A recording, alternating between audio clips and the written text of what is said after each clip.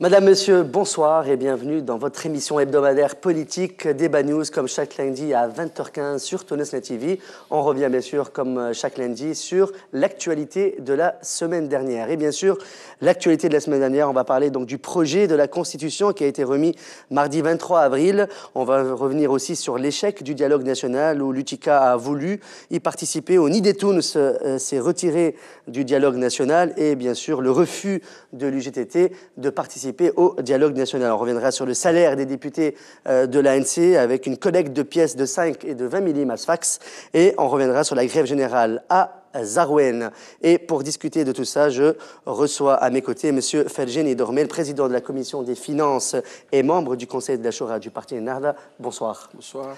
Nous recevons aussi M. Zine Abdine Naifer, membre du bureau national du parti El Moubedra. Bonsoir à vous. Bonsoir. Une première dans notre émission.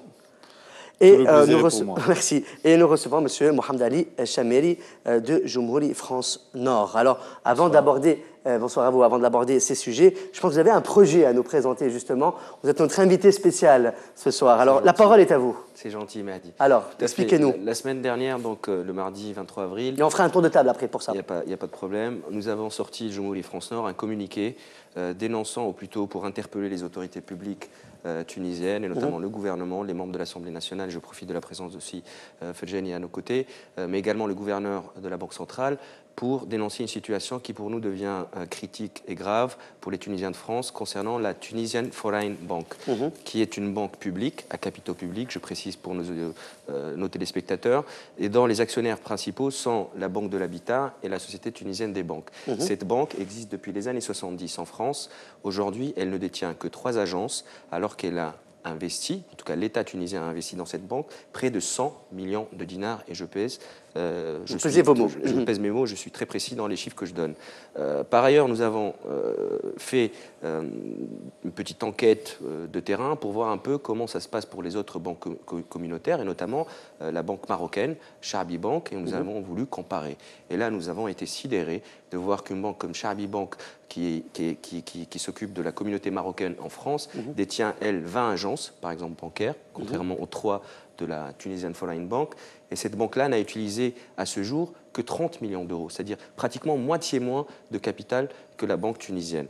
Aujourd'hui, nous pensons que cette banque est un acquis pour les Tunisiens de France, et nous demandons donc au gouvernement de se saisir de ce sujet, parce qu'en plus, et là c'est récent puisque c'est daté du 1er mars, l'autorité de contrôle prudentiel française a adressé un blâme à cette banque et une sanction financière de 700 000 euros. Alors, vous me direz, 700 000 euros, c'est rien, mais c'est quand même important. C'est 1,4 million de dinars qui sont payés par le contribuable tunisien, puisque cette banque va les payer à l'autorité de contrôle prudentiel. Mais au-delà de ça, il y a quand même aussi un risque à prendre en compte, qui est le risque de retrait de licence bancaire de la Tunisian Foreign Bank. Et là, ça serait une perte pour tous nos concitoyens tunisiens en France. Nous sommes plus de 500 000 là-bas, et nous demandons aujourd'hui un service bancaire digne de ce nom, car nous le méritons avec notre contribution large dans les 3 500 millions de dinars qui sont transférés chaque année par les étrangers, les Tunisiens d'étrangers en devises en Tunisie, dans notre pays. Voilà. Un petit tour de table, Sidi Dormeni, par rapport à ça. Merci pour cette invitation, je salue la présence. Je ne sais pas, c'est le hasard qui fait les choses, mais... je pense que c'est le hasard qui fait les choses. J'ai eu l'occasion de connaître le PDG, M. Haddad, de TF Bank. Il a émis beaucoup de souhaits pour me rencontrer. Donc je l'ai reçu au niveau de la commission des finances. Et lors d'une visite à Paris aussi, je lui ai rendu visite à la banque. Bon, il a soulevé pas mal de problèmes. Et les problèmes ne datent pas d'aujourd'hui, ça date d'une ancienne gestion. Donc c'est pour cela qu'il faut un audit, il faut vraiment un contrôle très très approfondi concernant... Qui doit contrôler? C'est-à-dire, donc il y a les instances qui sont habilitées, qui ont le pouvoir de contrôler. Mais le PDG, il a beaucoup de soucis. Et il a une volonté d'innover, de ramener de faire beaucoup de réformes. Malheureusement, c'est une banque de droit français avant tout actuellement, et elle connaît des lacunes au niveau du personnel, je parle de la formation, et aussi de comment elle est propagée, cette banque, comment elle est implantée. Donc il essaye. Moi je suis, et d'ailleurs j'ai soutenu une partie une de ces demandes, à savoir en faisant une intervention auprès de la Banque centrale, qui a maintenu une ligne de financement.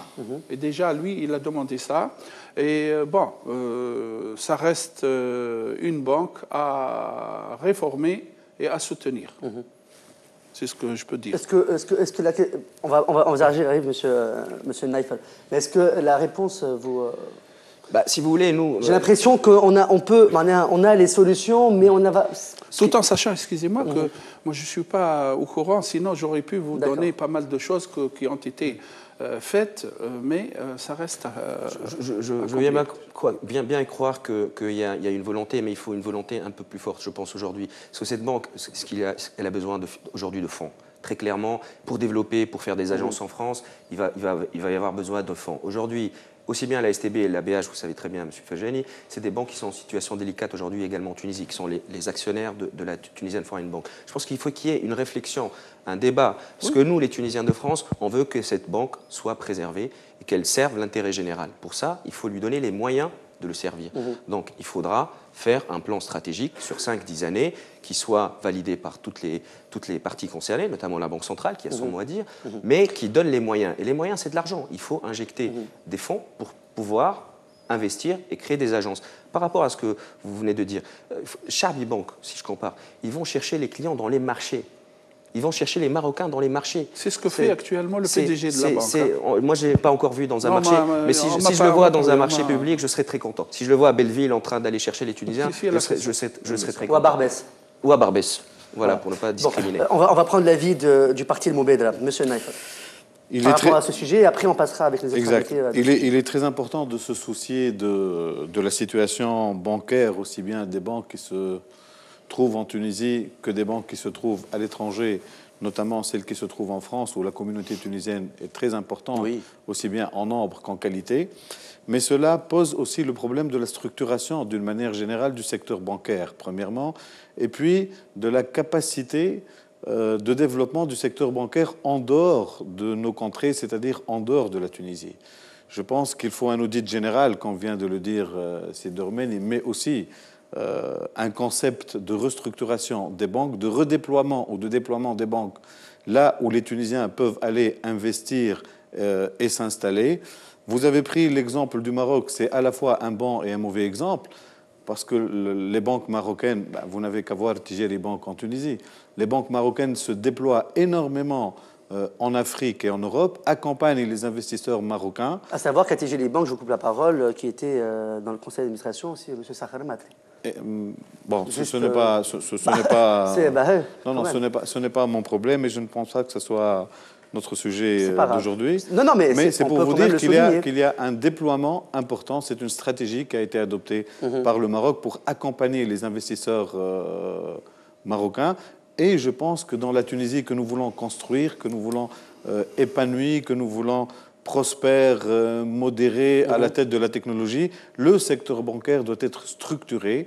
Vous venez de donner l'exemple de cette banque qui se situe en France, mais également dans tous les autres pays où les Tunisiens peuvent aller investir. C'est un travail important de fond et nous devons le réussir et le démarrer tout de suite. Jumhuri, réponse. Moi, aujourd'hui, très franchement, je vais m'occuper que du cas qui m'intéresse. C'est-à-dire, moi, étant Tunisien en France, je veux que mes concitoyens en France, Tunisiens, aient une banque et un service bancaire qui soit à la hauteur. C'est pour ça que je ne veux pas rentrer dans un débat plus global. Aujourd'hui, on sait que M. Chedjariari a annoncé, le ministre des Finances, qu'il y aura un audit des 3 grandes banques. Très bien, qu'à cela tienne. Moi, je dis, cette banque-là, elle ne peut pas attendre. Hein, parce que là, comme vous l'avez dit, c'est une banque de droit français. Et les autorités de contrôle prudentiel, ce n'est pas nous qui gérons là-bas. C'est la France qui gère les autorités de contrôle prudentiel. Donc si elle trouve que la banque ne fait pas ce qui est inscrit dans le blâme dont je vous parle et ne se met pas à jour, il y a un risque de retrait de licence bancaire. Et là, c'est quand même une grande perte pour tout le pays parce qu'on n'aura plus de banque qui soit actionnariat tunisien public et qui soit à l'étranger et en France. Et c'est pour ça qu'on tire la sonnette d'alarme. Et encore une fois, je profite de la présence du président de la Commission des Finances pour qu'il nous aide à se saisir de ce sujet et nous aide à ce qu'il y ait un débat national, parce que les Tunisiens de France aujourd'hui nous écoutent et ils souhaitent vraiment... Surtout que c'est les Tunisiens qui payent. Exactement, qui payent, qui envoient de la devise et qui sont de gros contributeurs. Enfin, ils n'ont pas arrêté de payer, les Tunisiens, depuis 50 ans. Peut-être je vais vous surprendre qu'il y a une grande réticence de la part de la clientèle tunisienne. Parce qu'avant, c'était la connotation politique qui vraiment influençait en quelque sorte le rapport entre le Tunisien et cette banque qui était considérée une banque de pro-RCD. Vous voyez? Donc ça, c'est un problème qu'on a soulevé déjà lors de la discussion. Quant à moi, en tant que président de la Commission des Finances, j'essaye, mais normalement, c'est l'exécutif qui doit vraiment veiller à ce que... Vous avez peut-être une petite influence quand même pour soutenir ce dossier. J'ai peut-être un petit conseil à donner, mais pas d'influence. Je pense que c'est ce que... c'est la séparation des pouvoirs. C'est ce que vous voulez que ce point soit abordé. Nous, on s'adresse à nos élus. Voilà. Il y a des élus qui représentent les Tunisiens de France. Moi, j'ai une question quand même, vu que vous venez de France, donc de France Nord, juste pour terminer le sujet. Bien sûr. Comment les députés, la politique tunisienne, comment est perçue cette politique en France, par les Tunisiens en France? Écoutez, ça se passe très bien. On essaye de faire. Je pense qu'on a une meilleure ambiance qu'ici, très franchement. Faut le dire très clairement. Par rapport aux sujets qui font beaucoup de bruit quand même. Il y a beaucoup d'activités de la société civile, il y a des associations qui travaillent depuis 20-30 ans. Il y a aussi chaque parti qui a ses militants, qui essayent de se structurer.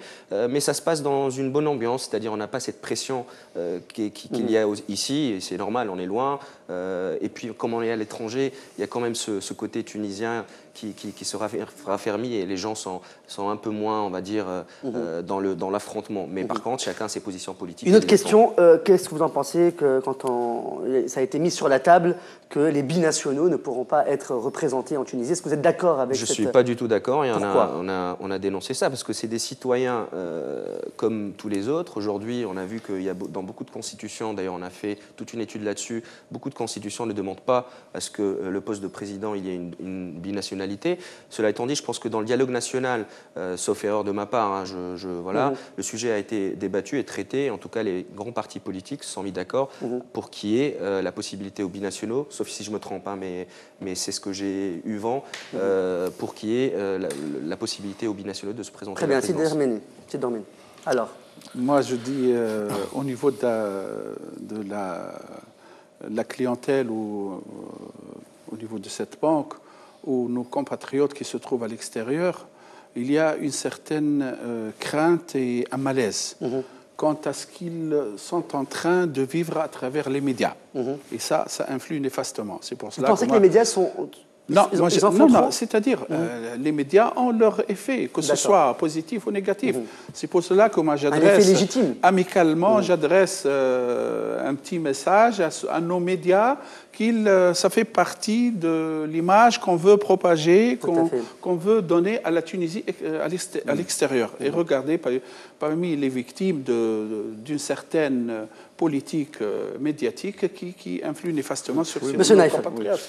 On termine avec vous et on va libérer... Je ne vais pas aborder la question de la médiatisation de tel ou tel autre problème.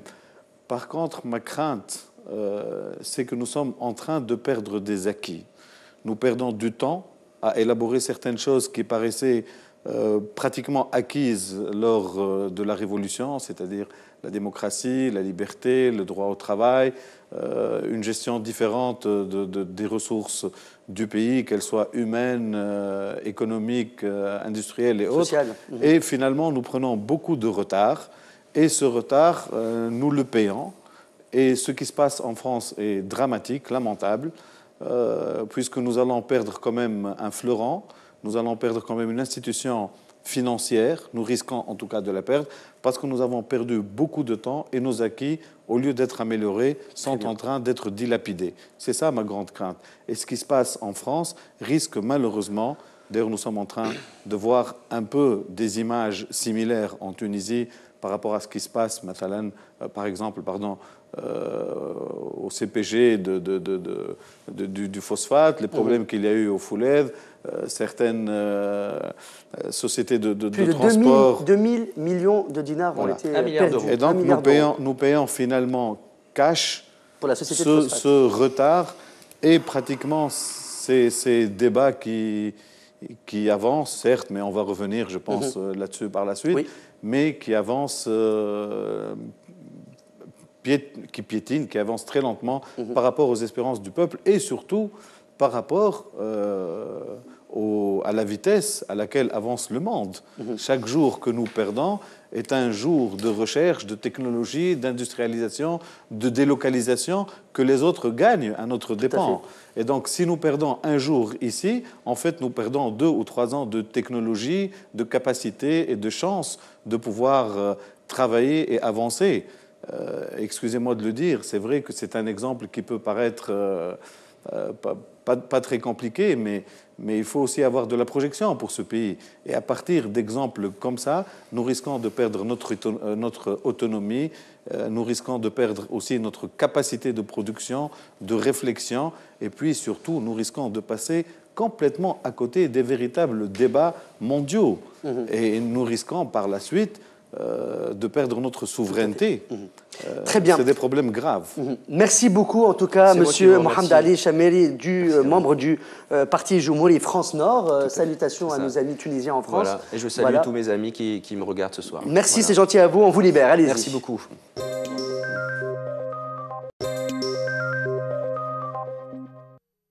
De retour sur le plateau de Débat News.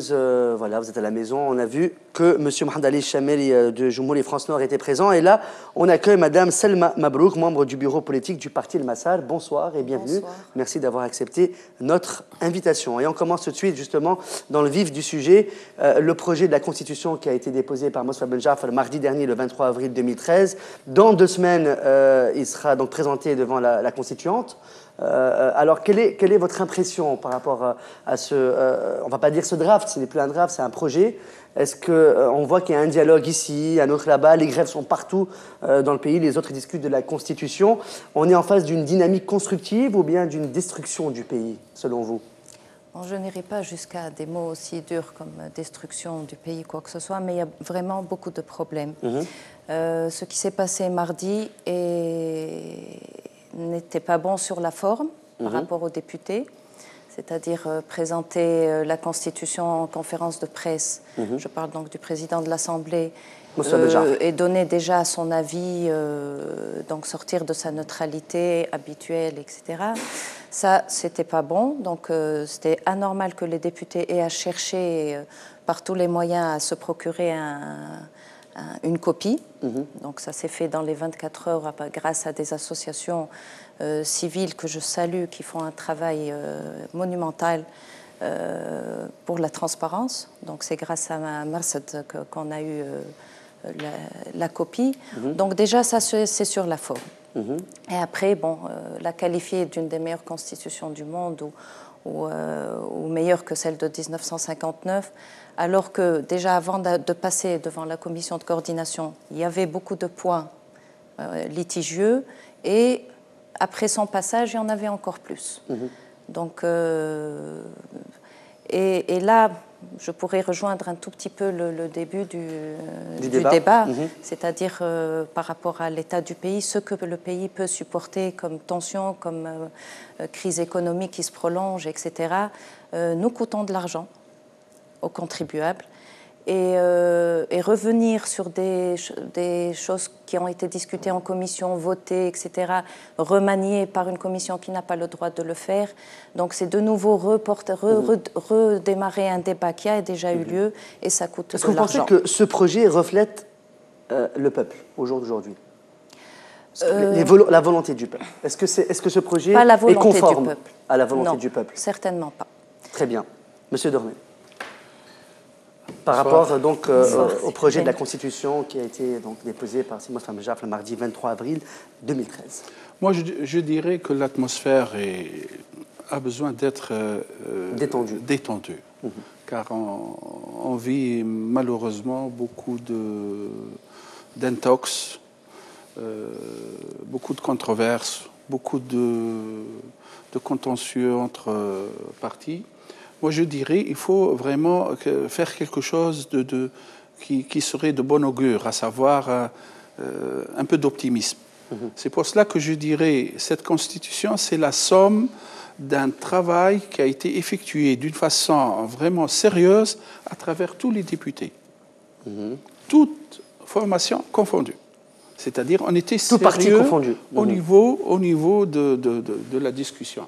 Dire que c'est un travail qui n'est pas parfait, on est perfectible, mais on n'est pas parfait. Donc c'est pour cela que je dirais cette Constitution a besoin d'un élan de solidarité et on essaiera de remédier au niveau de la plénière, par exemple. Est-ce qu'elle reflète le peuple, cette Constitution, enfin, ce projet, selon vous? Oui, elle reflète le peuple dans la mesure où elle est conçue par des élus qui étaient élus par le peuple. Donc moi je dirais, moi je ne suis pas fataliste, je suis toujours optimiste et je dirais tant qu'il y a le dialogue, il y aura toujours de l'amélioration. C'est pour cela, moi, je n'ai pas de jugement prématuré comme ça, mais je dis, ce n'est qu'un début. Cette Constitution a besoin d'un effort de soutien et de bonne compréhension de part et d'autre. C'est pour cela que je suis très ouvert à ce qu'il y ait pas mal de Est-ce que vous pensez que le peuple a perdu un peu confiance en ses députés? Est-ce qu'ils sont toujours légitimes autant qu'avant aujourd'hui? On a voulu faire perdre confiance à l'ANC. Qui ça, on? On, quand je dis on, elle englobe beaucoup de choses, beaucoup de personnes, beaucoup d'intervenants. C'est-à-dire? D'ailleurs, dès le premier jour de notre investiture, il y a eu une manifestation qui était contre. Donc c'était un jour de fête. Normalement, on devrait être fier que la Tunisie est arrivée quand même à faire des élections qui ont abouti à un certain résultat. Que ce soit ces résultats, elle plaît ou ne plaît pas, ça c'est autre chose. Mais je dirais... Je vais intervenir, je n'ai pas envie de couper. Oui, dès le début, on a voulu faire échouer et jusqu'à ce qu'on est arrivé à banaliser le rôle de l'ANC. Ça, c'est vraiment désolant et ça me chagrine personnellement. Monsieur Naïfer, par rapport au projet donc, de la Constitution, que vous qui faites partie donc, du parti Moubedra, vous êtes quand même du bureau national quand même. Est-ce que vous pensez que ce projet reflète la volonté du peuple? Est-ce que... Tout d'abord, quelles sont les lacunes peut-être de ce projet? Essayons tout d'abord de mettre un peu les choses dans leur contexte, c'est-à-dire quand nous voyons les membres de l'ANC, nous voyons très peu de spécialistes en constitution, réellement, tout d'abord. Et puis, passer d'une situation longue, d'un silence absolu, à une situation où tout le monde parle de tout et de rien, ça aussi, ce n'est pas très facile à gérer. La communication politique, les prises de décision, les prises de parole, c'est des choses étudiées et c'est des choses qui ne doivent pas se faire à l'emporte-pièce. Malheureusement, nous assistons de temps en temps à des prises de position émotionnelles, parfois impulsives, parfois teignées d'irritabilité. Et ça donne beaucoup de discrédit au contenu du message. Par rapport maintenant au texte de la Constitution, je pense que c'est un texte perfectible. Aucune œuvre humaine n'est véritablement mauvaise à 100%. Je pense que nous avons encore le temps et les recours pour améliorer ce qui peut être... Nous avons encore le temps? Je pense que nous avons encore... Vous pensez que nous avons encore le temps? Je pose une question, je ne sais pas. Débat à la plénière. Ben oui, quand je parle du temps, je ne parle pas je parle des événements, c'est-à-dire il va y avoir au moins 2 temps, n'est-ce pas, pour pouvoir remédier à cela. D'accord. Pour pouvoir remédier à cela, d'une part. Et puis, d'autre part, par rapport à cette constitution, par rapport à ce projet de constitution, je pense qu'il y a 2 éléments fondamentaux à prendre en considération. Tout d'abord, un côté qui pense que, vu la supériorité du nombre, on peut faire passer tout ce qu'on voudrait faire passer, ou presque. Et ça, je pense que ce n'est pas très bon. D'un autre côté, ceux qui s'installent dans la méfiance et tout ce qui est proposé est forcément truqué, miné, et donc sujet à suspicion. Nous devons détendre cette ambiance, je dirais, presque paranoïaque, et par la suite nous poser la véritable question. Est-ce que nous voulons une constitution qui va changer tous les 5 ans ou tous les 10 ans, au gré de ceux qui vont avoir le pouvoir, ou est-ce que nous voulons une constitution qui réellement va durer 1 siècle, 2 siècles ou 3 siècles? Je pense que c'est une question fondamentale. Là, je n'ai pas l'impression que la constitution proposée actuellement est une constitution qui peut satisfaire longtemps les ambitions et les objectifs pour lesquels cette révolution a été faite. Allez-y, Massa. Donc je repars un peu du dernier point que vous avez dit, et là on est tout à fait d'accord. C'est-à-dire qu'il y a eu la révolution, qu'il y a eu des demandes bien précises, et la Constitution, en tout cas nous, quand on a été investis de cette mission, notre idée c'était de faire une Constitution valable pour des siècles, et certainement pas une Constitution qu'on pourrait remanier et dénaturer, parce qu'une Constitution, quand elle est remaniée tous les 5 ans, ou encore moins, puisque le dernier projet a enlevé même le verrou de 50, c'est-à-dire qu'on peut, même dans 6 mois après l'avoir voté, la remanier.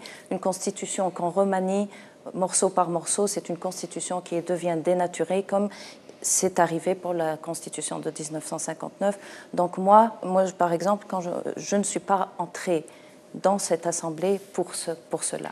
Donc, le problème qu'on vit aujourd'hui, et pourquoi je dis la Constitution aujourd'hui ne me satisfait pas. Je ne peux pas dire est-ce qu'elle est bonne ou mauvaise. Je ne parle pas d'un poème, je ne parle pas d'un texte. Là, on parle du futur d'un pays quand même. D'un texte de loi. La Constitution, c'est un texte de loi. Oui. Donc on ne peut pas dire il est bon ou il est mauvais. Qui reflète le futur de notre pays. On parle à partir de ce texte de loi, est-ce qu'on va pouvoir assurer la démocratie dans le pays?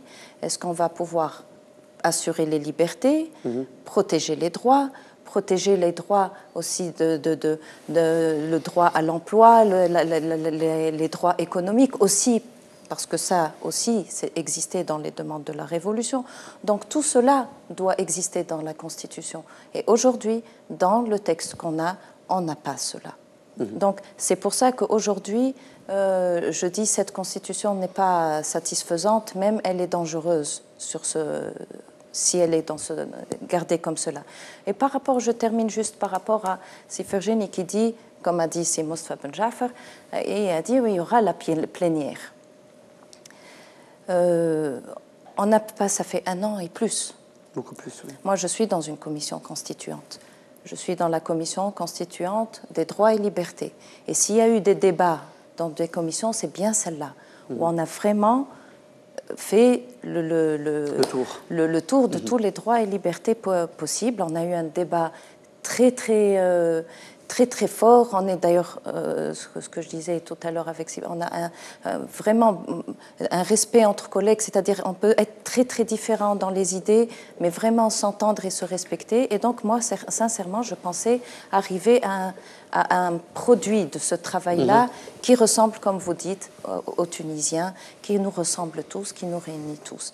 Mais malheureusement, à chaque étape, il y a cette fameuse commission de coordination qui, suivant le texte, et aussi on a perdu du temps et des jours, etc., à délimiter ce que doit faire la commission de coordination, on s'est tous mis d'accord qu'elle n'a pas le droit de toucher le fond des articles. Et de nouveau, c'est ce qu'elle fait.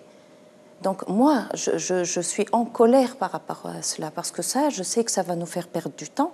S'il y a la liberté d'expression qui a été énoncée comme telle dans le projet que nous, on a délivré, la commission de coordination n'avait pas à toucher le fond. C'est Dormel.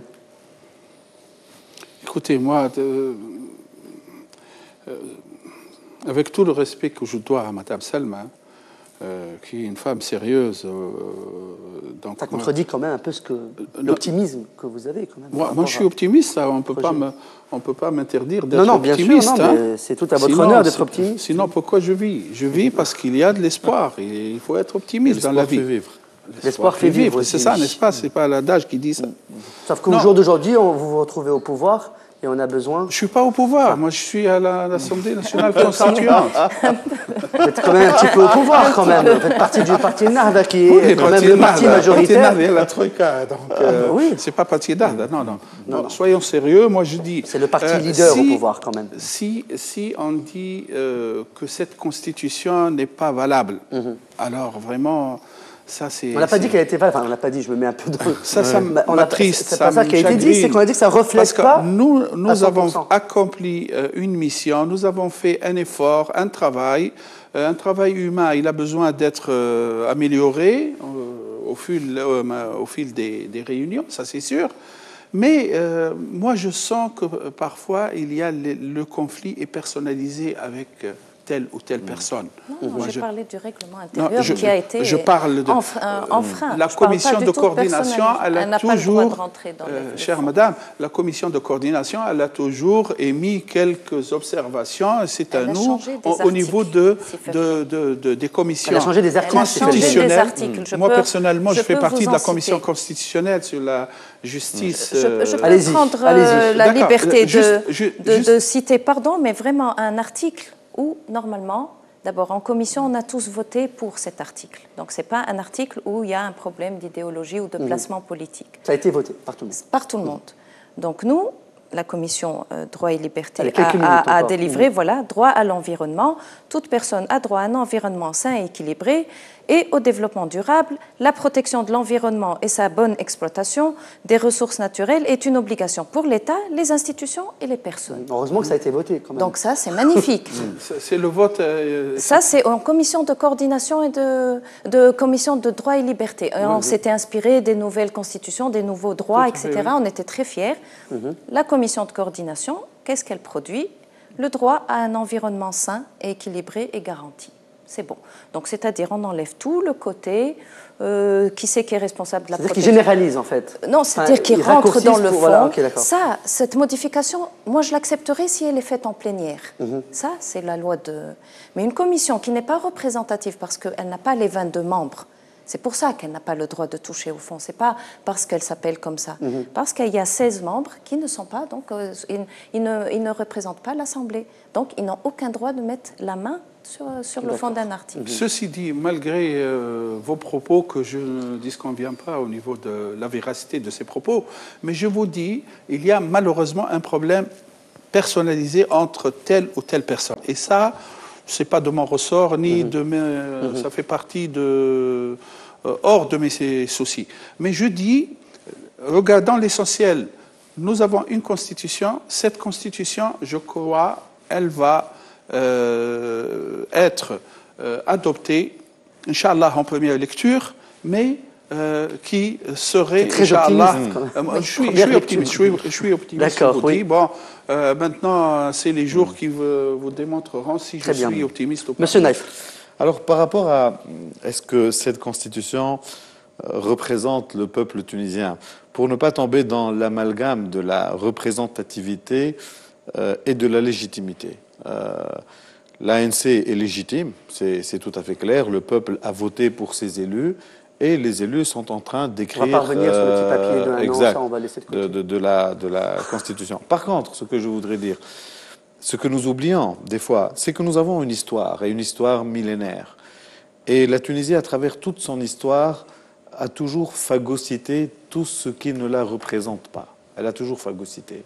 Et elle a toujours fini par faire asseoir nationalement, collectivement et individuellement un modèle tunisien. Et ça date de 3000 ans, ce n'est pas récent. Et c'est une culture tunisienne et c'est une spécificité tunisienne. Et je pense qu'un destour qui ne représente pas les Tunisiens ne passera pas de toute manière. Et même s'il passe, ne fera pas long feu. Et donc, ma crainte, c'est que nous ne soyons pas conscients que nous ne sommes qu'un intervalle dans l'histoire. Nous ne sommes pas l'histoire. Nous sommes un intervalle dans l'histoire. Et dans cet intervalle, nous écrivons l'histoire en prenant en considération ce qui nous a précédés, mais également en nous projetant sur ce qui va venir. Et si dans cet instant T0, nous ne prenons pas en considération toutes ces données, nous risquons d'être rejetés, et notre œuvre également. le peuple n'acceptera pas quelque chose qui va dénaturer son mode de vie, ni tout ce qu'il a accompli, et principalement un certain 14 janvier. Donc, je suis optimiste également. C'est un peu par nature, beaucoup par profession, puisque je suis psychiatre. Donc, je suis optimiste. Mais mon optimisme m'incite à pousser les gens à faire une lecture beaucoup plus large de ce qu'ils sont en train de faire et surtout à prendre en considération le fait que le peuple est un organe vivant. Ce ne sont pas des individus qui votent, point. Ce ne sont pas des numéros. C'est un organe vivant et cet organe vivant finira par soit phagocyter, donc avaler, métaboliser, soit par rejeter d'une manière ou d'une autre, pas forcément d'une manière brutale, mais d'une manière ou d'une autre, ce qui ne lui ressemble pas. Très bien. Alors, on va passer à un autre sujet. On en profite que le Massa est là, parce qu'après Nidetoun, M. Nordine Betisha va être présent pour la deuxième partie de l'émission. On revient un petit peu sur le salaire des députés de l'ANC. On a vu que ça fait une polémique au sein de l'Assemblée nationale constituante. J'en profite que vous êtes là, puisque vous êtes membre aussi donc, à l'Assemblée nationale constituante. Où est-ce que ça en est? On voit quand même qu'il y a eu des coups de gueule, il y a eu ça a chauffé beaucoup. Les Tunisiens, selon les réseaux sociaux, selon dans la rue et tout, c'est un peu le sujet des Tunisiens aujourd'hui qui sont assez énervés du salaire, assez énervés des primes, etc. On a vu que Mahmoud Baroudi a refusé de prendre son salaire ainsi que les primes, etc. Donc, si vous pouvez un peu plus nous expliquer où est-ce que ça en est cette histoire et quelle est votre position par rapport à ça? Voilà. Bon, cette polémique, bon, c'est vrai que ça a été un petit, je dirais, scandale entre guillemets, mais qui avait lieu d'être et qui a donné des bons résultats déjà. Bon, comme on disait aussi tout à l'heure, on n'est pas habitué à parler déjà et encore moins à parler d'argent, à parler de salaire, à parler des hautes fonctions des députés, qu'est-ce qu'ils gagnent, qu'est-ce qu'ils ne gagnent pas, etc. Et on est en train de vivre une crise économique. C'est pour ça que chaque fois qu'on parle d'argent au niveau de... Déjà, par exemple, à l'Assemblée, il y a une tension, il y a une attention aussi, c'est-à-dire les gens... Alors que ça devrait être assez normal. Quand je compare, par exemple, l'attention que les gens ont portée par rapport au projet de la Constitution, qui est arrivé 3-4 jours après, et était moindre que le problème de la polémique. Tout à fait. Mais par rapport à la polémique en elle-même, Mounji Rahoui avait raison c'est le seul qui s'est levé. D'en parler. Il y a eu un clash avec Sahar Beatty aussi. Il a parlé dans les médias. Et c'est Sahar Beatty qui, lui, a levé le problème en séance plénière. Ce n'est pas Mounji Rahoui, juste pour rappeler pour préciser. Pour préciser. Donc, qu'est-ce qui, en fait, cette affaire de salaire de député? Donc, il y a eu une première augmentation des salaires qui a été décidée en, je crois, juin 2012 par le président de l'Assemblée, parce que bon, il y a des députés des régions, il y a des députés qui sont à l'étranger, qui ont des besoins, etc. Il y a eu des rappels sur salaire aussi. Voilà, donc à ce moment-là, rappel sur salaire, etc. Et pour rappeler aussi la position de Massar à ce moment-là, c'était d'être contre cette augmentation déjà en juin 2012 par rapport à l'état du pays. Pour rappeler que la vice-présidente de l'Assemblée nationale constituante, Mme Hazaïl Abidi, elle a reçu, je pense, 37 000 dinars, à peu près, hein, c'est ça? 32 000. Le problème, d'ailleurs, voilà, par exemple, si Fergène, il fait comme... Moi, je ne sais pas, et c'est pas normal. Mais c'est normal et c'est pas normal dans le sens qu'on est en train d'apprendre la transparence, mais normalement, moi, je devrais savoir, vous devriez savoir ce que moi, je touche et vice-versa.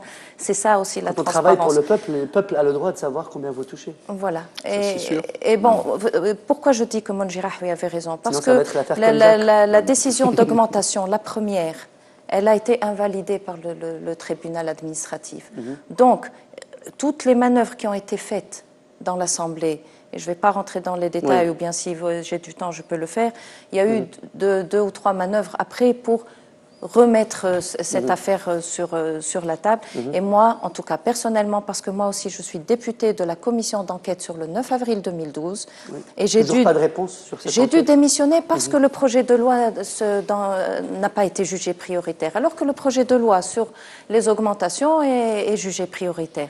Quand on a une assemblée qui se comporte comme ça, bon, donc finalement, donc le cumul qui aurait pu arriver, ça y est, c'est décidé, il n'aura pas lieu. La commission en question a décidé que non. La commission administrative commission législative, de législation générale.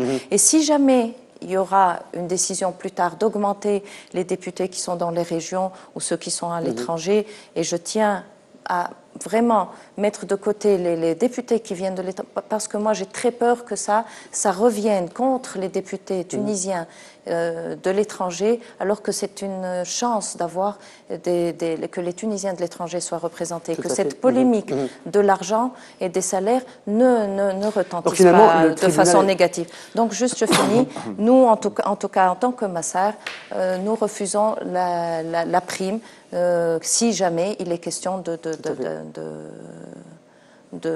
et on voudrait que les députés sur le Grand Tunis refusent la prime parce qu'il n'y a pas lieu de... Juste pour préciser, je pense que le tribunal administratif avait le salaire aujourd'hui d'un député en Tunisie, enfin à l'Assemblée nationale constituante, c'est 2362 dinars. Voilà. Très bien. Merci Dormé. Par rapport... L'indemnité, 2270 dinars. 2270.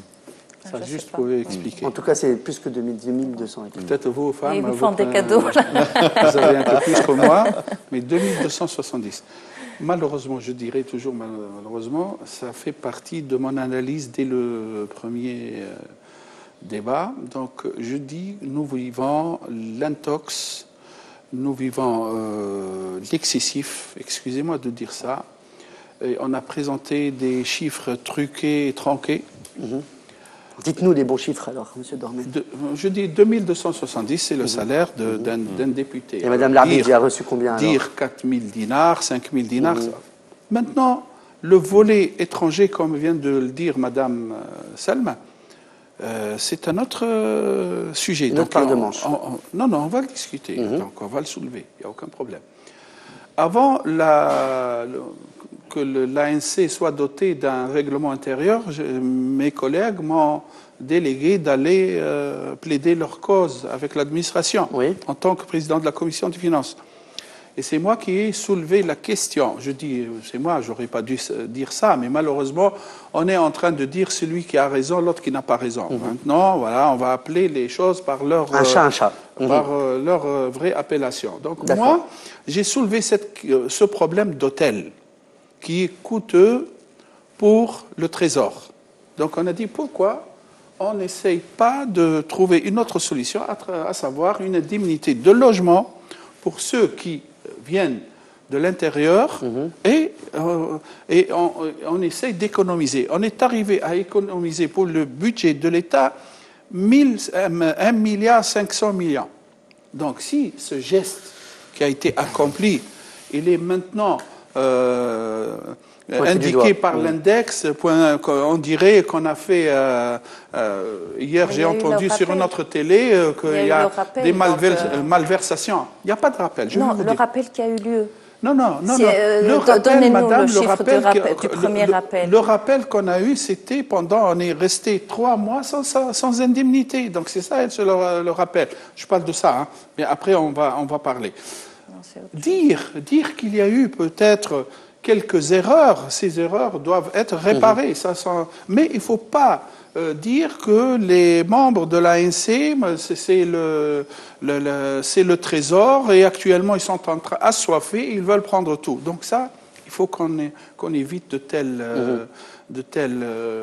adjectifs, parce que vraiment, ça ne sert à rien. Moi, je dis qu'actuellement, le problème de l'ANC, c'est que ça rentre toujours... il faut essayer le maximum de regarder quel travail doit avoir cette ANC et quel salaire devrait avoir le député. Mais dire qu'ils ont pris de l'argent, etc., je dirais ceux qui ont eu des malversations doivent être poursuivis en justice. C'est tout.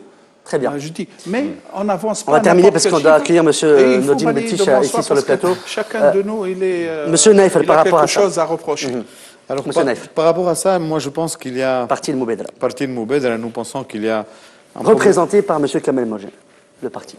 C'est le président du parti. Voilà. Nous pensons qu'il y a un problème de fond et un problème de timing. Il est vrai que partout dans le monde, les députés doivent être à l'abri de toute forme de tentation. Et il est vrai que le travail d'un député, quand c'est bien fait, c'est bien structuré, est autre de ce que nous voyons actuellement. C'est-à-dire qu'un député, dans des régimes démocratiques bien instaurés, a quand même un secrétariat, il a tout ce qu'il faut, et puis un salaire conséquent qui le met à l'abri de toute forme de tentation. Ça, c'est un problème de fond. Donc, par rapport à l'augmentation des salaires, je pense que c'est légitime. Sauf que actuellement, le pays ne peut pas se permettre ce genre d'augmentation. Vous êtes d'accord que les Tunisiens, ils sont un peu bouleversés. Et je vais vous donner d'autres exemples. Le pays ne peut pas se permettre. La ménagère ne peut pas remplir son couffin. Le pays ne peut pas se permettre, premièrement. Tous ces gens qui se retrouvent à l'ANC et pour lesquels nous avons voté et qui se chargent actuellement d'une bonne partie de notre avenir d'une manière générale. Quand on a voté pour les membres de l'ANC, il n'était pas question de salaire. Et à la limite, tout le monde pensait que c'était presque du bénévolat. Après, il y a eu une question de salaire. Et ce n'est pas mauvais.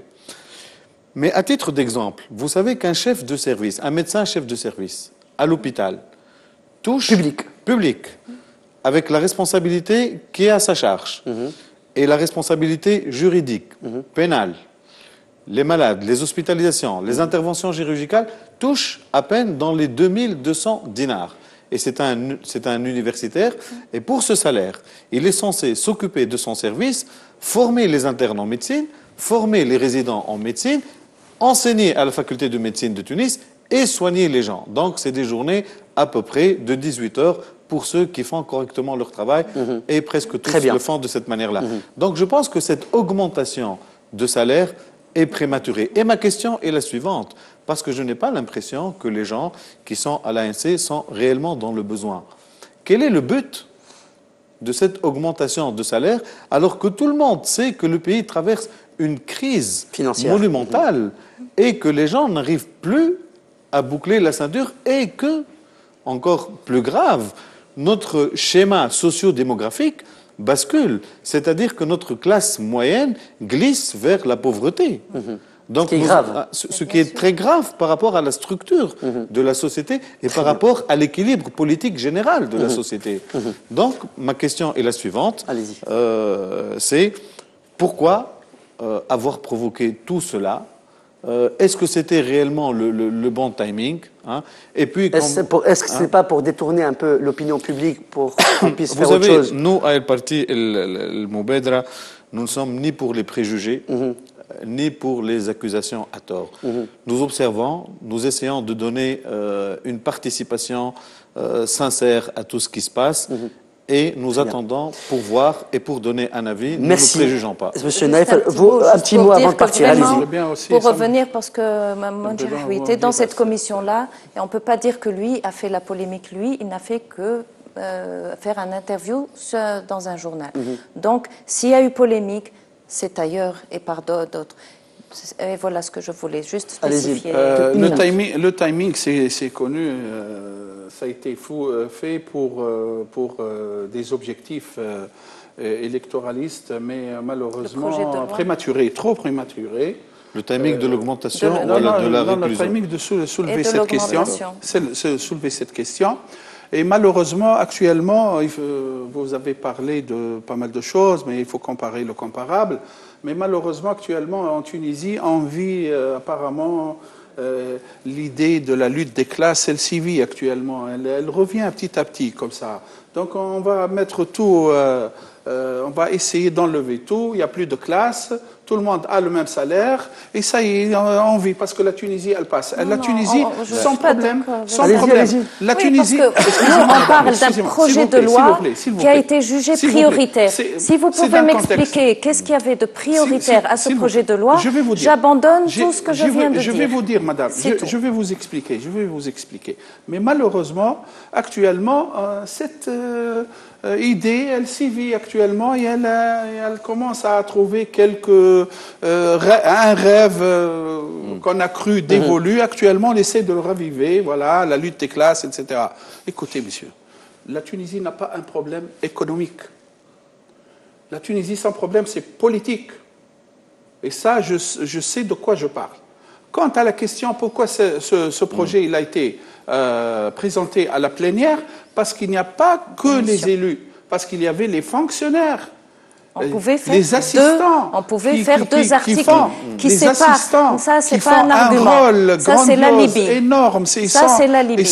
Et eux-mêmes, les fonctionnaires, ont demandé quand les sortent de cette polémique. Moi, j'ai parlé avec des fonctionnaires. C'est pas pour défendre moi. Ils m'ont demandé, je vous dis, et d'ailleurs on va le faire, de faire un article qui concerne les fonctionnaires et que les députés... Soit. Moi, je vous dis que ce projet, il a été présenté, entre autres, il y avait les assistants qui voulaient leur augmentation, puisqu'on est dans la pleine revendication, il faut les augmentations. Donc, eux, ils disent pourquoi on n'est pas là. Et déjà, actuellement, ils ont déposé un préavis de grève de 3 jours.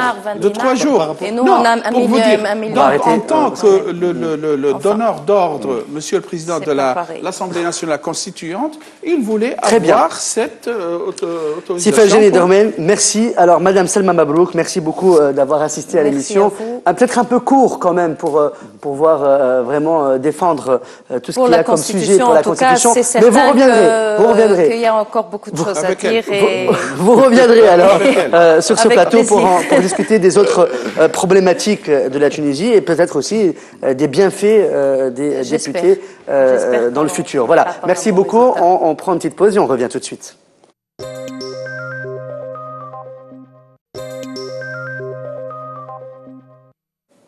De retour donc dans Débat News, comme chaque lundi bien sûr, et on reçoit Monsieur Nourdine Bentisha, membre du bureau exécutif du parti Nidé Tounes. Bonsoir à vous, merci d'avoir accepté notre invitation.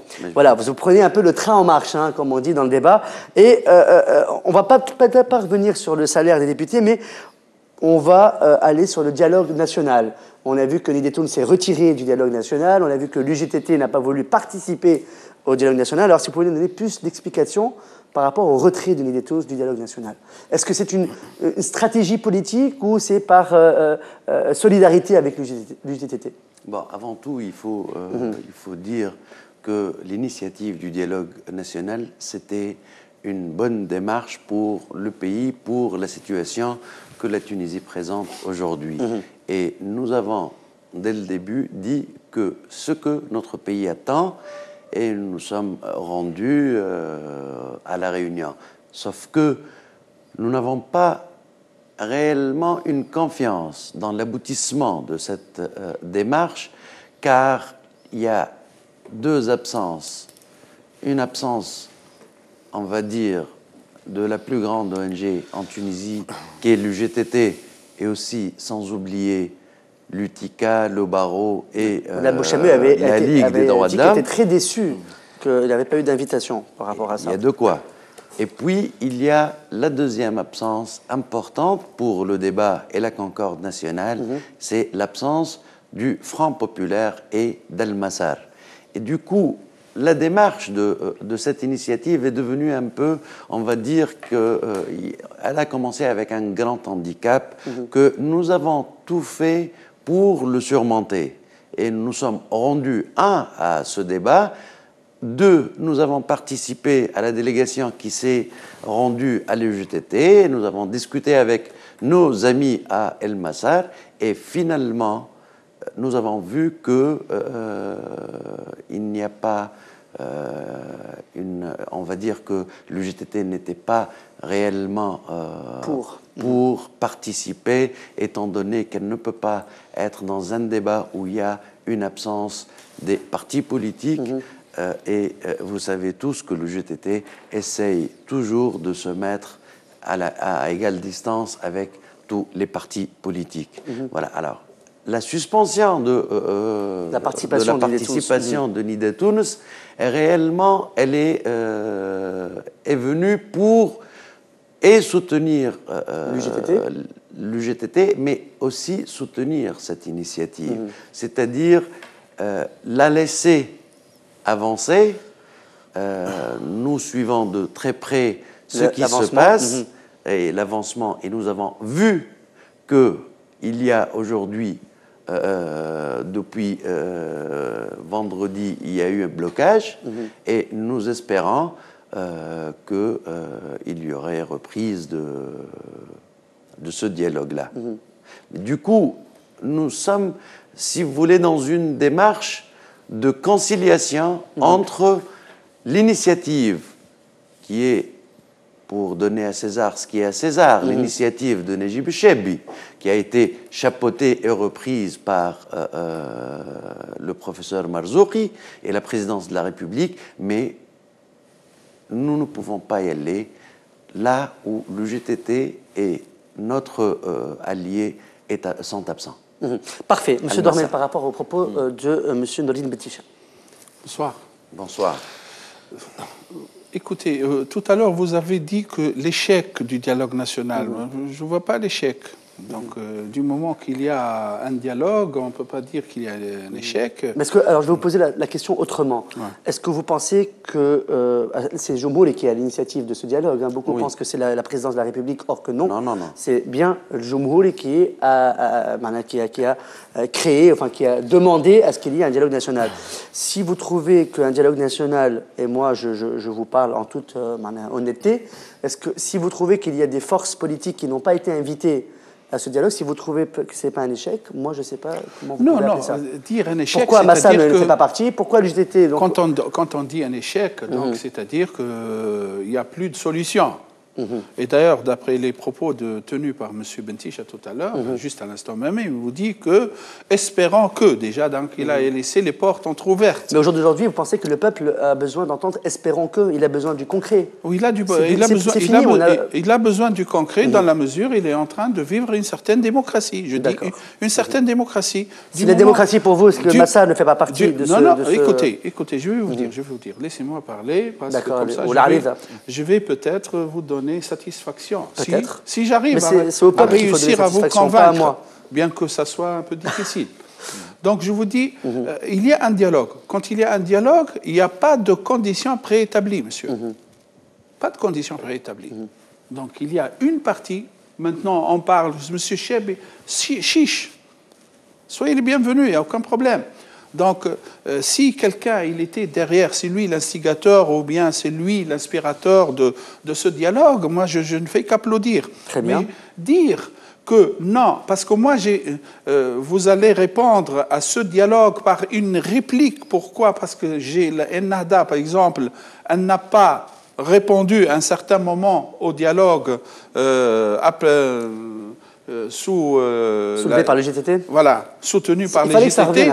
Donc moi, je dis qu'on n'est pas là en train de vivre une démocratie. On n'est pas vraiment habilité ou imprégné par des principes démocratiques qui régissent notre quotidien ou nos manœuvres. C'est pour cela qu'on dit, parce qu'il n'a pas assisté, il n'a pas répondu à mon appel au début, donc moi c'est la réplique. Et ça je vous dis non monsieur, les politiques c'est eux qui ont donné le point de départ ou bien le départ de ce dialogue, mais en tant que JTT, avec tout mon grand respect pour cette cellule syndicale, cette organisation, je ne peux pas la laisser dire ou bien dériver ou bien dévier à son vrai rôle, qui est le rôle syndical, tout en je ne la prive pas de son droit de faire de la politique.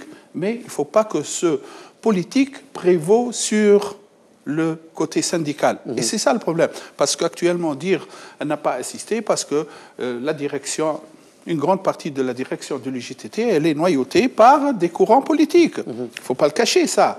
Donc c'est pour cela que je dis, si vous voulez une solution... Mais ça, excusez-moi, mais tous les partis politiques essayent de noyauter les organisations et même les ligues de défense des droits de l'homme. Mais ça, c'est légitime, c'est un comportement naturel. Vous-même, au sein d'Ennahda, vous essayez de noyauter les bureaux régionaux de l'UGTT et même le bureau national, mais ça c'est normal. Oui, maintenant on va dire noyauté, vous allez dire, maintenant on ne va pas se jeter l'anathème, c'est-à-dire voilà, vous avez fait ça, moi j'ai fait ça. Mais je vous dis, chacun il est dans son rôle, chacun il est dans ses prérogatives, chacun est aussi dans d'application. C'est pour cela que je dis, il ne faut pas de conditions préétablies. Il y a un dialogue répondant par la positive, disant on est là, on veut vraiment apporter notre point, de notre soutien, notre point de vue, et comme ça on arrivera à lui dire, parce qu'il n'a pas assisté, je n'assiste pas, pas de conditions préétablies.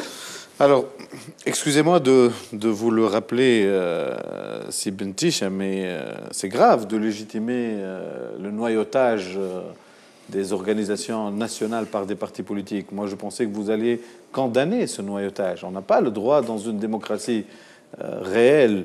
Dans une démocratie réelle. Oui, sauf que nous ne sommes pas dans une démocratie.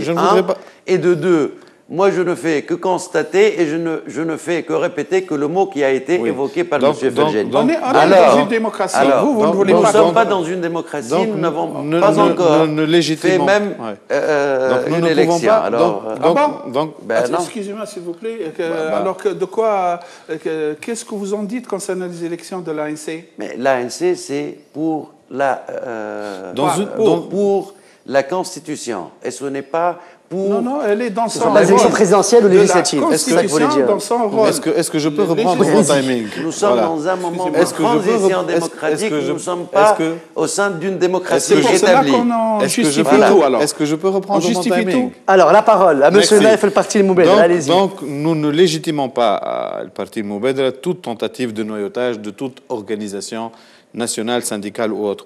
Ceci dit, pour l'histoire, le GTT a toujours joué un rôle syndical, mais aussi politique. Et souvenons-nous que le grand martyr, enfin l'un des grands martyrs de la Tunisie, Farhat Hached, a été assassiné non pas parce qu'il était syndicaliste, mais parce qu'il était directeur d'une instance politique à ce moment-là, qui était le Néo-Dessour. Juste entre parenthèses, le 30 avril, au 13e arrondissement, une place à son honneur a été donc le GTT a toujours joué ce rôle-là. Et puis, tout au long de toutes ces années difficiles où les libertés des droits de l'homme ont été bafouées, atteintes et touchées, le GTT a joué un rôle politique par excellence et elle a abrité tous ceux qui étaient persécutés. Alors, ce n'est pas en 2 ans que nous allons défigurer ou dénaturer le GTT et lui méconnaître ce rôle politique. Par contre, par rapport à ce débat national, je pense, il faut du temps tout d'abord pour que le GTT reprenne ses assises, mais par rapport au débat national, pour nous, Al Moubedra, ce n'est pas un échec. Et ce ne sera pas un échec, à mon avis, pour une raison très simple. Parce que les dialogues sérieux sont, par définition, difficiles. On ne peut pas être dans un dialogue sérieux si tout est facile. Sinon, on n'aurait qu'à se réunir autour d'une bonne table et le tour est joué. Si nous sommes là pour dialoguer, c'est qu'il y a des points de discordance. Et chaque parti a la légitimité de se tenir à ces points-là. Et le dialogue est fait pour rapprocher les points de vue. Donc, le gage d'un dialogue honnête, c'est justement sa difficulté.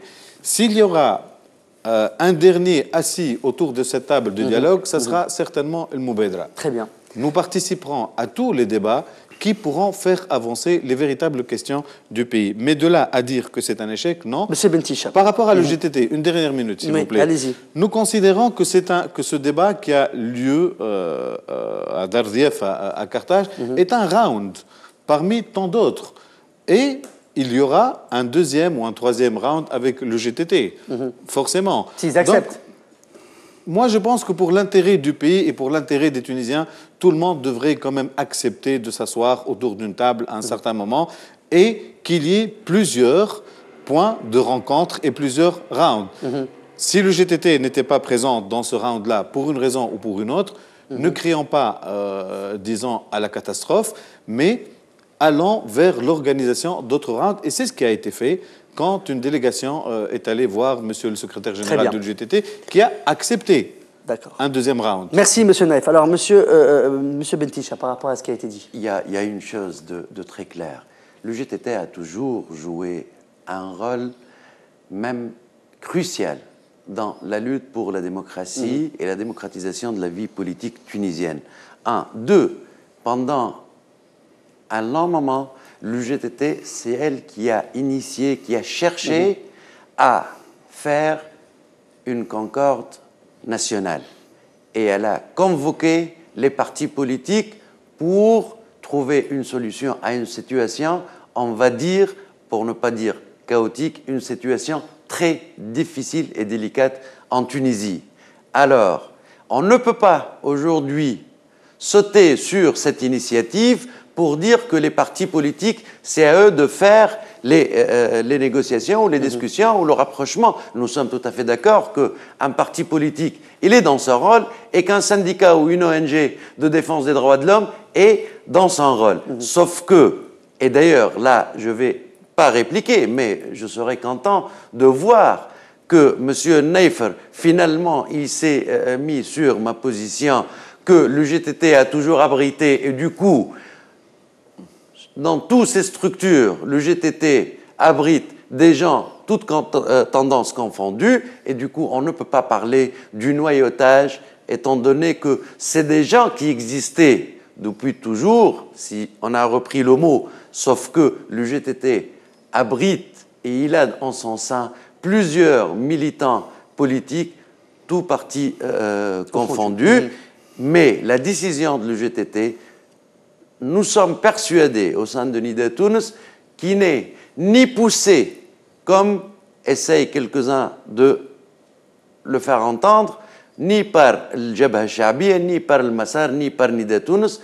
L'UGTT est un syndicat qui a ses instances, qui a une souveraineté dans le choix de ses politiques, et nous nous sommes rendus pour lui demander de participer, et la preuve que le GTT, il a une décision indépendante, il a refusé, malgré qu'il y avait 5 partis politiques qui ont essayé de le convaincre de nous rejoindre.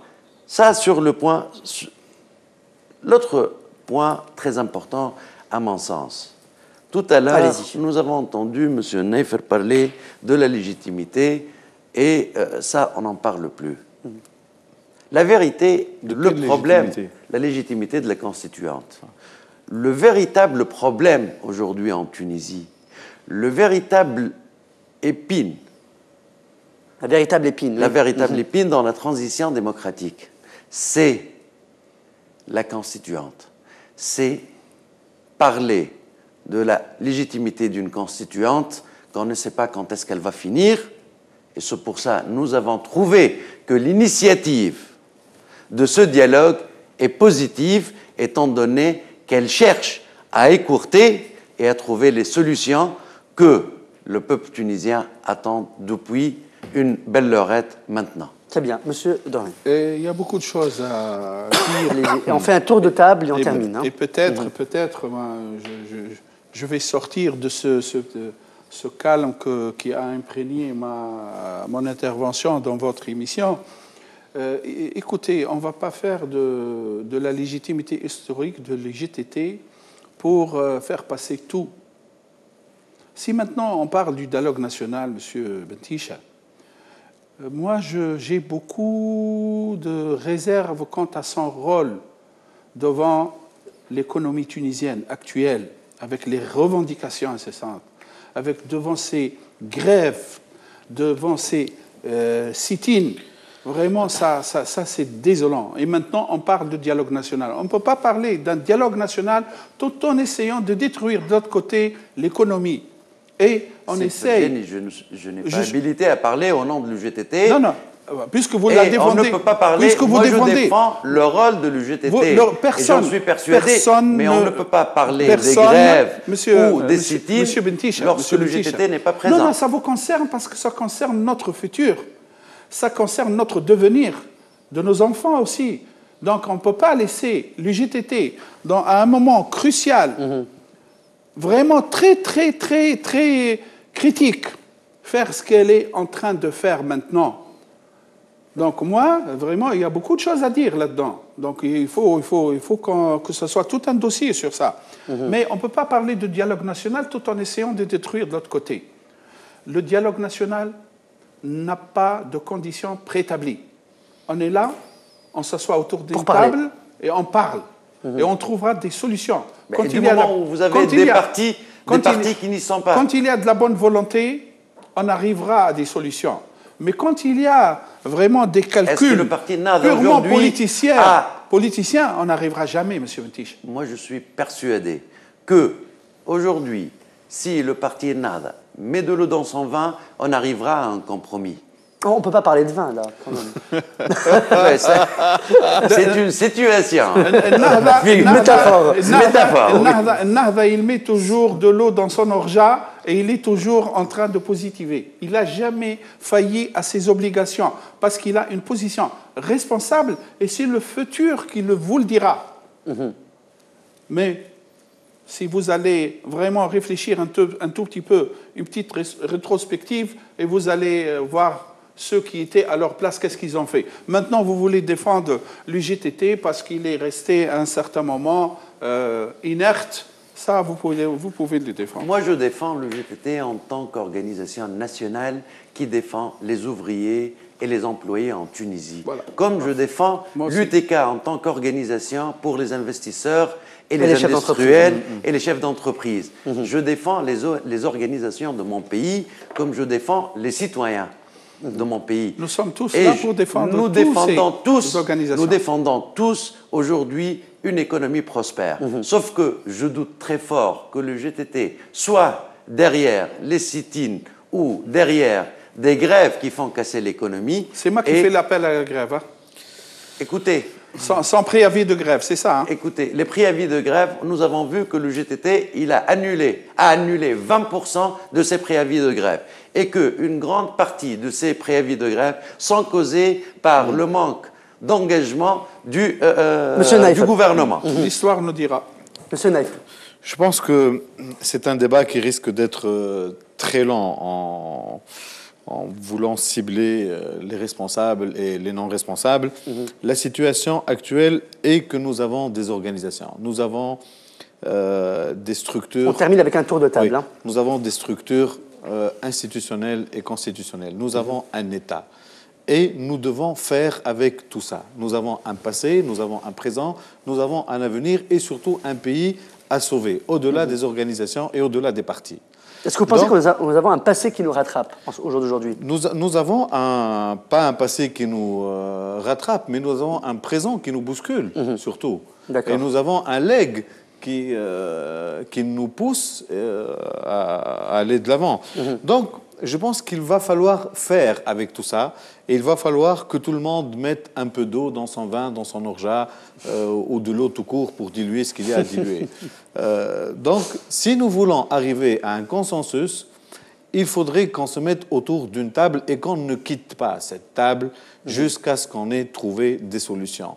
Aucune, à travers l'histoire, à travers toutes les indépendances, à travers tous les régimes difficiles, avec tous leurs aléas, aucune discussion ne s'est faite avec facilité.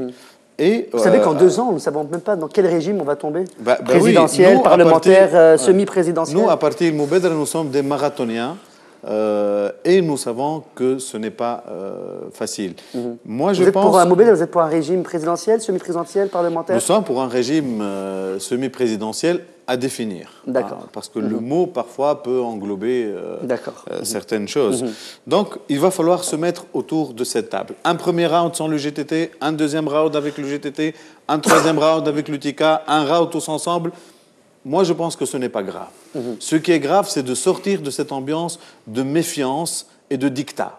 Très bien. Et d'être dans une ambiance où, réellement, nous sommes conscients du moment historique. Alors, M. Darmen dira l'histoire nous précisera. M. Bentija défend les positions de l'UGTT. Oui, vous avez tous les deux raison. Mais l'histoire aussi, nous sommes en train de l'écrire, nous sommes en train de la vivre, et elle écrira ce que nous sommes en train de faire aujourd'hui. On n'a plus beaucoup de temps, M. Naïf, excusez-moi, je vous coupe la parole. Je redonne la parole à M. Bentiche du parti Nidé Tounes. Les positions de mon parti Nidé Tounes. Et lorsqu'on parle de l'UGTT, normalement, c'est une organisation hors lot et hors parti. Sauf que maintenant, vous essayez de remettre les choses à plat. Nous sommes aujourd'hui convaincus que le seul parti qui est capable de faire avancer les choses et qui empêche cet avancement, c'est le parti au pouvoir, qui est Ennahda. Nous pensons aussi que le parti Ennahda ne veut pas donner pardon, des concessions réelles pour terminer cette phase de transition démocratique. Monsieur Neifer dit... Et de passer aux élections présidentielles. Exactement. Monsieur Neifer dit que nous avons le temps, on peut faire plusieurs rounds. On aurait pu faire ces rounds-là il y a 1 an, il y a 9 mois, il y a 10 mois. Sauf qu'aujourd'hui, nous sommes pressés par le temps. J'ai pas dit nous avons le temps, j'ai dit nous devons. Nous devons faire ces rounds-là. C'est différent. Ces rounds-là. Je ne suis pas dans le laxisme. Que ça se fait dans une semaine ou dans un mois? Je ne suis pas dans le laxisme. Je suis dans l'efficacité et dans la potentialisation de tout ce que cette révolution a hérité comme institution, comme organisation, et comme bon et comme mauvais. Et nous devons avancer. J'ai dit nous devons avancer avec ce que nous avons et nous devons organiser des rounds et dialoguer. Ça, tout le monde le dit. Mais ça, tout le monde le dit. Ben, on le fait. Mais personne ne le fait. Mais c'est ça le problème. C'est que, est-ce qu'il y a une véritable envie, décision politique pour faire avancer les choses, pour arriver dans les plus brefs délais à des élections municipales, législatives et présidentielles? Est-ce que, M. Fergen y parlait tout à l'heure du problème économique, et oui, nous avons un véritable problème économique aujourd'hui, et nous risquons que l'économie s'écroule dans les mois, et le CNRPS n'est même pas capable, au jour d'aujourd'hui, de payer le retraité au mois de mai, et on dit que nous avons le temps pour faire des rentes. Est-ce qu'il y a une volonté politique de la part des chefs et des partis politiques? Moi, je doute fort. Et je souhaite me tromper. J'espère me tromper. Quelle est la solution? La solution, c'est de réussir, pendant la première semaine du mois de mai, le deuxième round est définitif de l'UGTT avec l'UTICA, avec le barreau, avec la Ligue des droits de l'homme et tous les partis politiques. Parce que la Tunisie ne peut pas être construite sans ces partis. Et je ne pense pas qu'au jour d'aujourd'hui, il y a quelqu'un qui essaye d'évincer l'autre ou de le lâcher dans la nature. Sûrement que les LPR voudront faire partie du dialogue national, non? Vont faire partie du dialogue national? Ah non, on ne dialogue pas avec les milices. Je ne pense pas que les milices, tout le monde sait aujourd'hui qui sont ceux qui utilisent les LPR. Et j'espère qu'aujourd'hui, le parti Ennahda ne les utilise plus. D'accord. Monsieur Dormen. C'est bien, ça m'a plu, ça, LPR. Hein. Ça, chaque fois, vous faites allusion à quelque chose qui anime le débat. Bon, bref, écoutez, si actuellement, malgré tout ce qui a été accompli par Ennahda, au niveau de la concession, je parle, pour chercher le consensus, vous dites que le parti au pouvoir, il était en train de dire, mais il y a toujours, vous savez, l'excès en toute chose est pernicieux. Oui. Il faut des limites. Donc, quand nous faisons des avancées, faites-vous des avancées de votre part, dans un but, à savoir l'intérêt national. Ce n'est pas l'intérêt des partis. D'ailleurs, nous l'avons dit à moult reprises, que la Tunisie ne pourra jamais être gouvernée par un seul parti.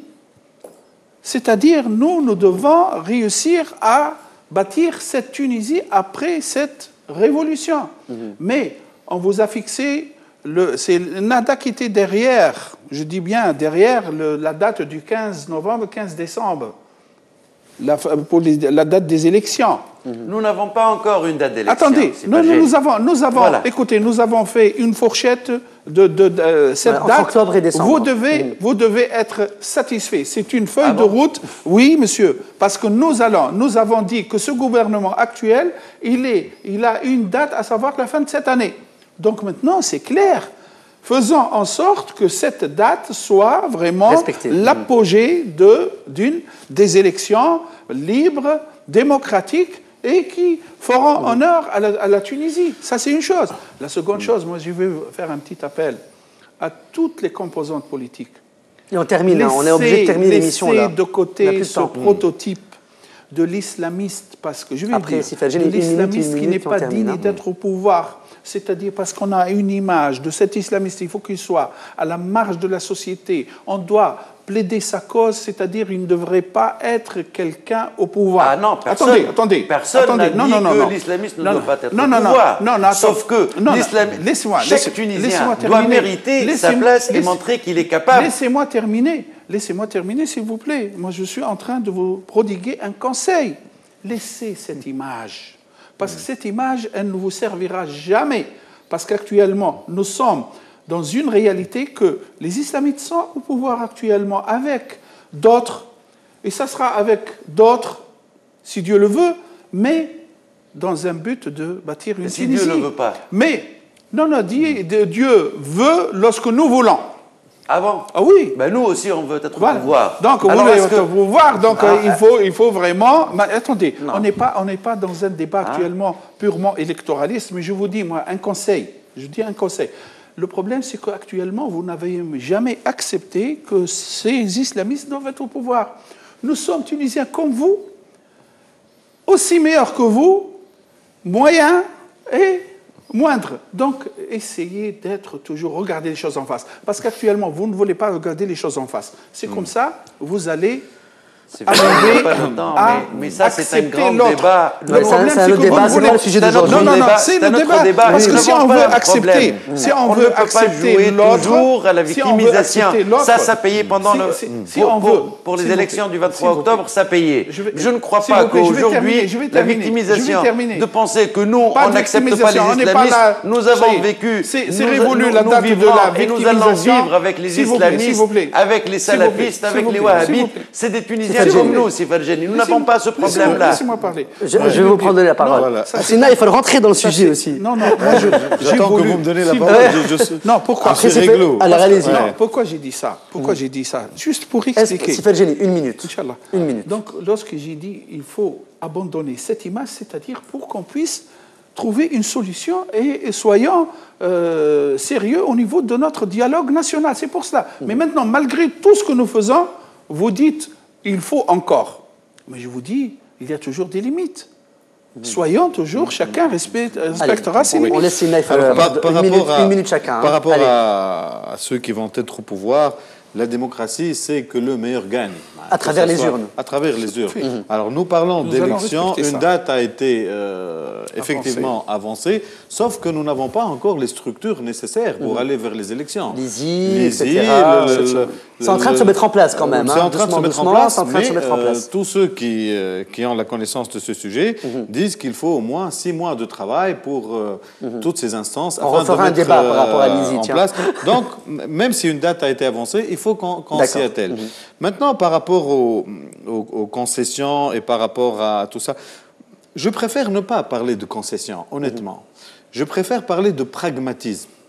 La révolution a eu lieu parce que la situation dans le pays était mauvaise sur plusieurs plans. Et elle était mauvaise sur plusieurs plans parce qu'une instance avait toute l'autorité sur le pays. On fait court. Voilà. Alors, la révolution a eu lieu à cause de ça. Maintenant, si nous allons vers un régime qui, de nouveau, met tout le pouvoir au sein d'une seule instance, nous n'aurons pas résolu le problème et nous sommes en train probablement de préparer une prochaine révolution. Peut-être pas avec ceux qui sont actuellement au pouvoir. Je n'ai pas de préjugés, je présume que c'est des gens honnêtes, mais la Constitution a une vie beaucoup plus longue que les personnes. Et donc, plus tard, ceux qui avaient fait la Constitution en 1959 ne pensaient pas que plus tard, il y aurait des modifications. Très bien. Voilà. Donc, c'est un régime qui risque d'être instauré en parlant de concession. Moi, je préfère pragmatisme, où justement les pouvoirs sont divisés entre deux, mais réellement divisés, entre deux institutions pour que la situation vécue ne se renouvelle plus au-delà de cette génération. Très bien. Merci beaucoup, M. Neff. Si Nourdine Betich, je termine avec vous. Une minute. Alors, mais vraiment une minute. Hein. Une minute pour terminer que nous attendons qu'il y ait accord sur le régime politique, sur une date, et non pas une fourchette, sur la composition de l'ISI et sur la question de la sécurité pour les citoyens et pour le pays, étant donné que la question sécuritaire est encore, et la question des ligues de protection de la Révolution est encore sur la table des discussions et nous pensons que le climat électoral est très important pour le bon déroulement des élections qui peuvent, à ce moment-là où on peut parler d'institutions démocratiques et d'institutions permanentes. Merci beaucoup.